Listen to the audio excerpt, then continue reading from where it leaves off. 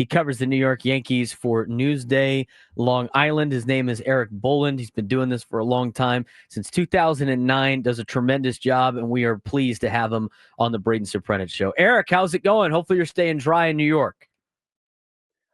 Braden, first of all, great to be on in San Diego, one of my favorite road cities, and has been for a very long time. And no, we are not staying dry. Well, that's where I kind of want to start before we really dive into the series is, it sounds like there's thunderstorms in the area. I'm sure our engineer who is out there and probably setting up will give us multiple updates throughout the day. But what is the likelihood that we even play baseball tonight in New York? Yeah, Braden, I mean, it certainly doesn't look very promising at all. I mean, I know the teams both have a mutual off day on Thursday, so maybe if tonight gets rained out, they play tomorrow night and then certainly on Wednesday, and then maybe make it up on Thursday. Wednesday is supposed to be pretty nice the whole day, so you could potentially have a double header on Wednesday. Obviously, they're bringing everyone to the ballpark so far anyway. I mean, the email could come at any moment saying that the game has been postponed. But, as of now, they're, planning to have a regular pregame without batting practice, certainly. And they think that maybe it'll lighten up enough that they can, start this thing sometime around, 7:00 Eastern time. But I got to say, I mean, I've lived in New York, been in New York for a very, very long time, covered the Yankees, as you mentioned, for a long time. And this is one of those rains that just doesn't seem like it's going to go away anytime soon.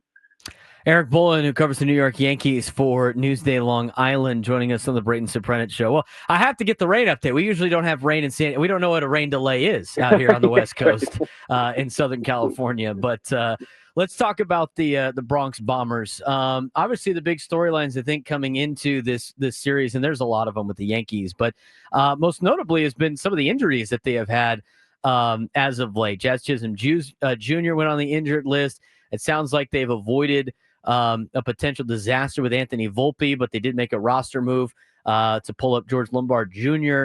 in the process. Obviously, with some of the injuries to start the year, injury bug hasn't been too great for the Yankees so far in 2025.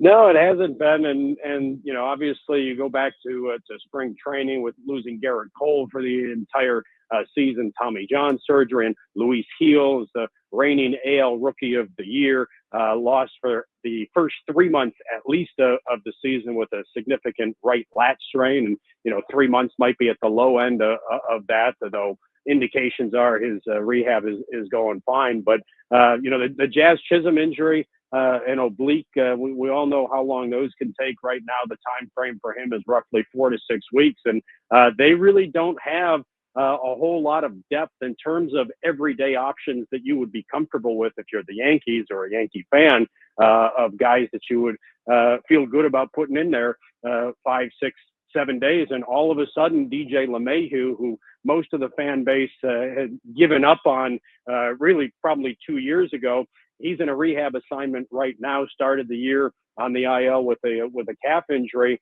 He's in his second week of rehab games right now in the minor leagues. And a lot of fans, again, were probably like, hey, no rush on that. They need DJ LeMahieu because he's a guy that if he is healthy, you put at second base and you're comfortable there with what you get in the field. And he is a multiple-time batting champion, and you hope at 36 years old, if you're the Yankees, that maybe he can recapture some of that form. But he still is, and I wrote this in Newsday this morning, DJ at 60%, is still better as an everyday option than anybody that they currently have on their roster, and they really don't have a lot of good options in that regard in their minor leagues. So, lucky it seems like so far with Anthony Volpe, but if they were to lose him for a significant amount of time, along with Jazz Chisholm, the middle and the infield would be, I don't want to say disaster, that might be overstating a little bit, but something a little bit less than a disaster, but not good. Well, in the absence, Aaron Judge has done a really good job. I mean, he is a MVP for a reason, Erik, and he's hit .423 already to start the year, 11 home runs, 1296 OPS. Out here, we get to watch Fernando Tatis Jr. do a lot of impressive things. What's it like covering Aaron Judge? Yeah, I get asked that a lot, and as you mentioned in the open, I've covered the Yankees since 2009, so I've covered Judge since he was drafted in 2013, and then made his debut in 2016, and then of course really his breakout season in 2017 when he hit the then rookie record 52 home runs. I've said this when I've been asked that very question, that it must be the way the writers and reporters felt back when they covered Mickey Mantle, where this guy just is seemingly so much better than everyone else, and it's not just the number of home runs; it's the the prodigious nature of them and the big spots that they come in. Now, certainly, it has not happened in the playoffs. That is definitely on his career resume, something that's been lacking. But the regular seasons that he's put together when he's been healthy, he's right now a first ballot Hall of Famer, hands down, with no question whatsoever about that. I would certainly argue, pretty strenuously, anyone that would say that he's not, when you just look at the numbers he's put up when he's been able to be healthy. But look, I mean, I'm not a Yankee fan. I didn't grow up a Yankee fan. This is a job. I get paid the same whether the Yankees win or lose. All of that said, I love the job. I don't want to do anything else. And one of the aspects of the job that you really feel privileged on a day-to-day basis is being able to see some of the greats of the game and to have been able to, chronicle in some small way Judge's career, which is now in its ninth season, is, that's certainly something whenever I'm retired, which hopefully is later rather than sooner. Though in this business, as you know, we don't always have the control over that. But this will be something that I look back on without question as a career highlight. Erik Boland, New York Yankees beat writer at Newsday, Long Island, joining us on the Braden Soprano Show. The only outfielder that's done a pretty good job. I mean, former friend of the San Diego Padres, Trent Grisham, who really struggled in his Padres career, was part of the trade to New York in that Juan Soto deal that got us, or the Padres, Michael King.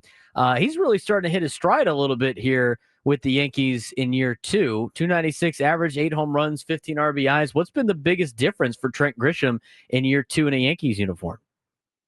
Braden, it's really simple. It's playing time. He only appeared, I don't have the numbers in front of me, but I played 60, 70 games, I think it was last year, would go whole week, even 10-day, 11, 12-day stretches without playing. And, any big leaguer will tell you that that's a really tough road to hoe. To as difficult as big league pitching is and has become on a year-to-year basis, and it gets better and better with the sheer number of power arms with all sorts of wicked stuff coming out of these bullpens. To only get a handful of at bats every 2 weeks and then sit again for another 2 weeks. It's really hard, and that was something that Trent really struggled with, obviously, last year. This year, for a variety of reasons, the roster construction worked out to where they were able to play him regularly, and he's taken advantage of it. But there's no big scientific swing analysis to undertake or anything like that with him. And I remember actually talking to Jace Tingler, who managed Trent a little bit in San Diego. I've known Jace a very long time, and I talking to him on the phone after that trade a couple of off seasons ago. And he even mentioned that. He said, the thing with Trent is he's got to be in there, pretty regularly to take advantage of what his skill set is. And look, is he a 300 plus hitter with a 900 plus OPS, what we've seen so far? And he's got the 8 home runs, which is tied for second on the Yankees roster. Is he that kind of a player? Probably not, but certainly better than what he showed last year. And again, it all comes down to getting somewhat regular at bats.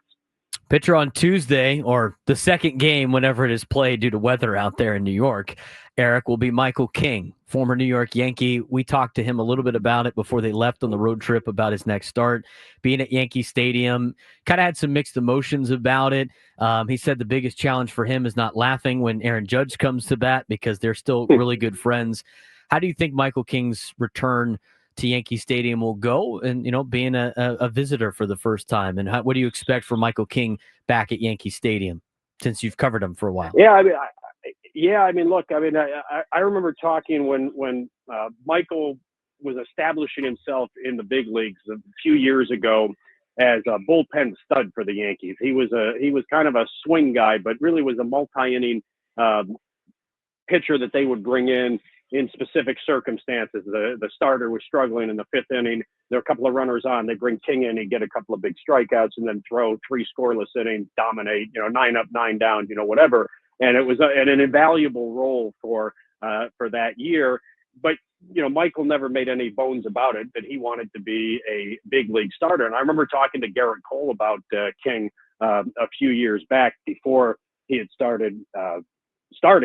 And Cole, I remember very explicitly him saying, "This kid's got everything you look for to be not only a good big league starter, but a great one." And I think that, I mean, obviously Michael grew up a Yankees fan, families from the Northeast. I'm not telling you guys anything that you don't know. I'm sure he said it as well. Never wanted to leave the Yankees, was crushed certainly at first when he was a part of that trade. But getting traded to San Diego allowed him the opportunity to develop into what he's developed into, which is a frontline starter. And I can tell you, the Yankees, when they were talking to AJ Preller about that trade, they basically were pleading with AJ, take anybody off of our roster from the big league level to all the way single A, anybody but Michael King. We'll give you 10 prospects. Just don't take Michael King. They wanted to do everything they could to avoid King being a part of that trade because, they saw the potential that you guys in San Diego have ended up of seeing.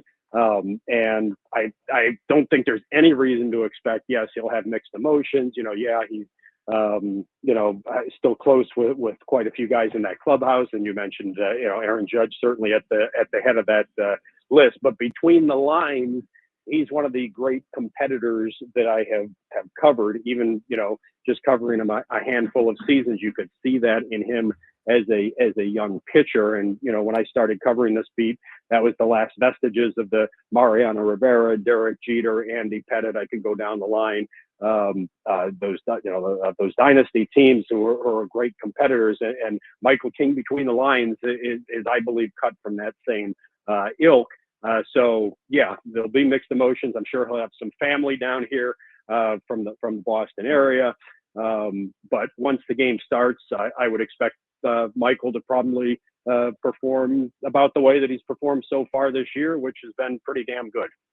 Eric, I appreciate the time, man. Hopefully we get a couple ball games in this week. I know it's going to be tough with the rain, but continued success in covering the Yankees. Look forward to talking to you again. Look forward to it as well. Thanks for having me on and reaching out. Erik Boland, New York Yankees beat writer at Newsday. Long Island, give us a very informative report, and we really appreciate his time.